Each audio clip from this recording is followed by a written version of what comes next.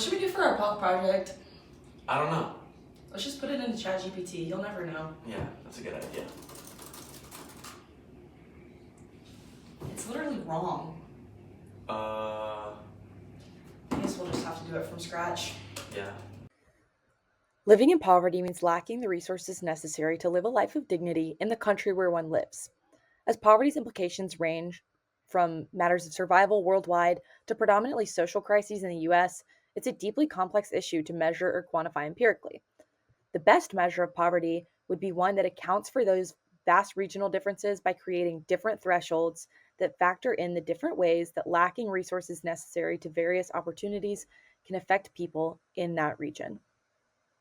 For example, a regional struggle in sub Saharan Africa is a lack of governmental infrastructure such as clean drinking water, electricity, etc., whereas a regional struggle in Latin America would be severe overpopulation and workforce instability. Someone suffering from a lack of clean drinking water or electricity in the first example might lose dignity by having to depend on unreliable outside humanitarian aid, contributing to sentiments of helplessness and inability to express individual autonomy. While in the second example, the lack of housing and stable employment opportunities leaves its victims at the mercy of substandard housing and job exploitation by bad intentioned employers. Using a model tailored to the various consequences of poverty in each region and acknowledging that those struggles are different, we can more effectively fix this issue.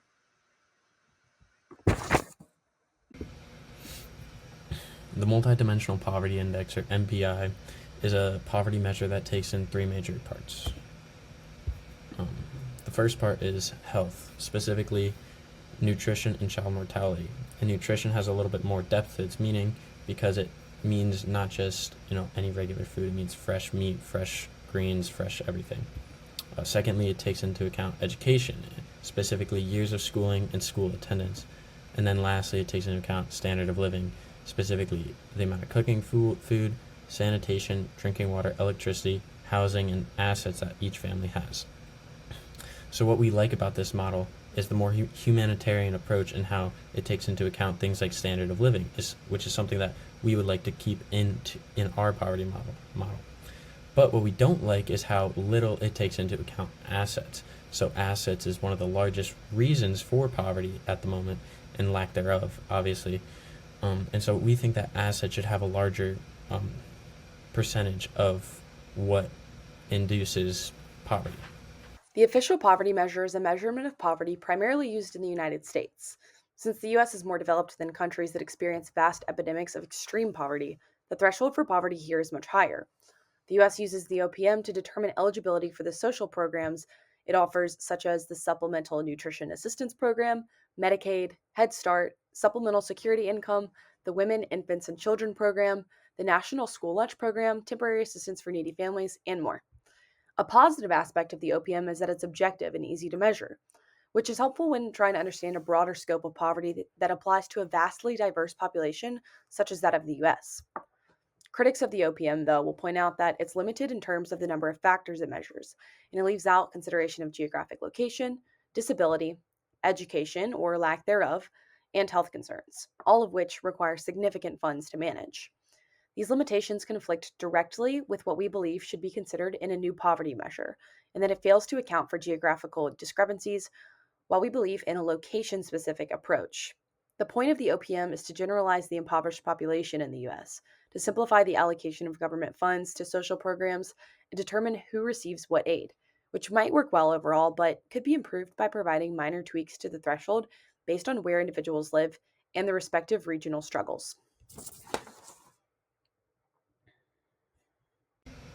The Supplemental Poverty Measure, SPM, takes into account four things: food, clothing, shelter, and utility. So, let's take the US for example. A person in the US, the first thing that would be considered is their income. Second thing that would be considered is what government benefits they are getting, like SNAP, for example. And then lastly, what's taken into account is geographic location. So, income can change based on geographic location. After taxes, the money that you would get in Connecticut would be different than the amount of money you would get in Florida, right? And we like this aspect of the SPM. We like how it changes and it's not one specific definition. So that's a good part. But what we don't like is how it doesn't factor some other things, like take transportation, for example. It doesn't factor in how much money each household is spending on transportation, which we feel is a very important and vital basic need that each family needs in this day and age to get to their job, to get to school, to get places. The Extreme Poverty Measure, or EPM, only factors in income. So the threshold for this poverty measure is $2.15. And what that number means is, so for a person or persons in a household, each individual must make, or you must have the funds of $2.15 per person. So if you're making less than that per person or individually, you are considered to be in extreme poverty, which, is very good because it helps us find a baseline and helps us find the target of the most extreme and most needed individuals. While that can be a good starting point, I don't think it's super effective when solving all of the complex problems of poverty, which is why this measure can sometimes get thrown to the wayside, because it's just not solving the problems that need to be solved. It's not factoring in other things like health, well-being, transportation, taxes, medical bills, all that other stuff, housing. It doesn't take into account any of those things. Robert Rector is a man who made a report about poverty and what he feels poverty truly is. So he believes that people with certain amenities like fridge, air conditioning, microwave, other kitchen appliances, other household goods that are just normal in a household, if that person or individual were to have those amenities, they are in less poverty, or not really in poverty compared to those without those amenities. And on the surface level, yes, I agree with his claim. Like, obviously, people with fridges are better off than people without fridges. But what it doesn't factor in is, are the people with fridges being able to put food inside of the fridges?